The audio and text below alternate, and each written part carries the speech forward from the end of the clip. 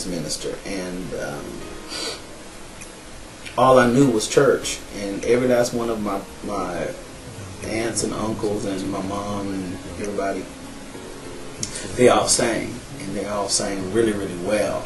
And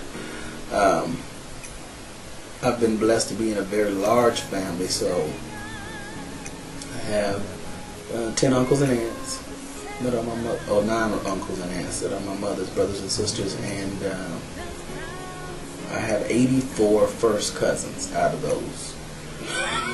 So every year prior to my grandparents passing, we would all come together for Christmas time to my grandparents' house. So Christmas at Granny's was pretty incredible musically, and even Sunday mornings, of course, but everybody been spread out all over the country. But holidays, Christmas, Thanksgiving, and stuff like that, Easter, of course, was pretty incredible in my family.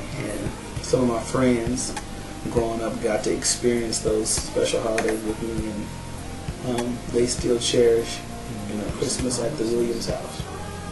It's just pretty incredible. So I've been singing in my family out of those 84, because some of them can't sing, but there's a few of us in particular that stand out in those 84 that have chosen to go in the musical Levitical flow of ministry, and I was one of those early on. My brother really inspired me to sing, because when I was really, really young, although I could sing, I was really shy, believe it or not. And my older brother would sing all over the country. We would go everywhere. And he was a little bitty kid, he's 2 years older than me.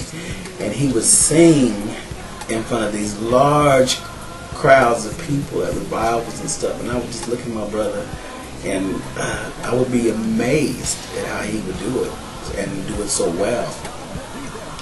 And believe it or not, he don't even sing anymore, which is weird, because we kind of flipped roles, because as I grew older, I became more of the musical person. He kind of back down, became the deacon, and now I sing. But he is the one that really inspired. He don't even know it, but he's the one who really inspired me to really, really want to sing publicly.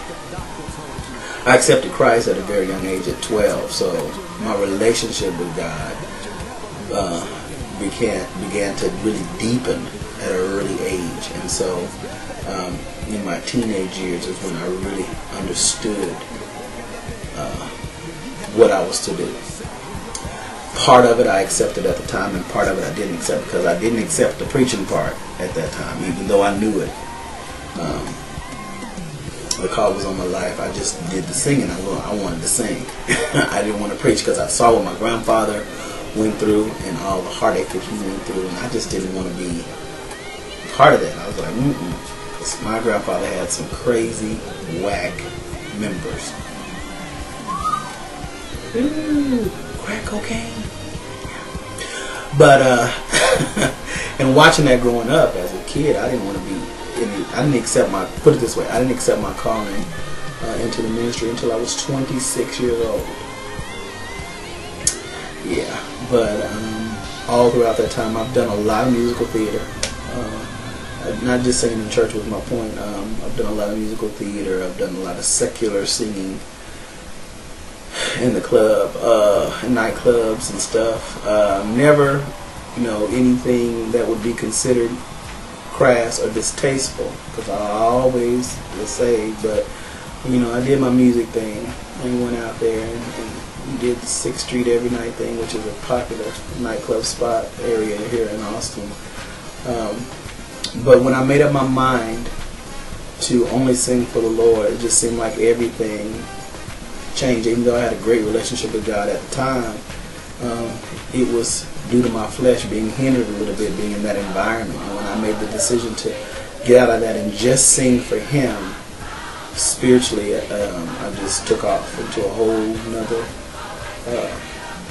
level of my relationship with God. So I've been singing along. I'm not going to tell you how long, because then I would tell my age, and I'm not going to do that at all. But I've been singing along.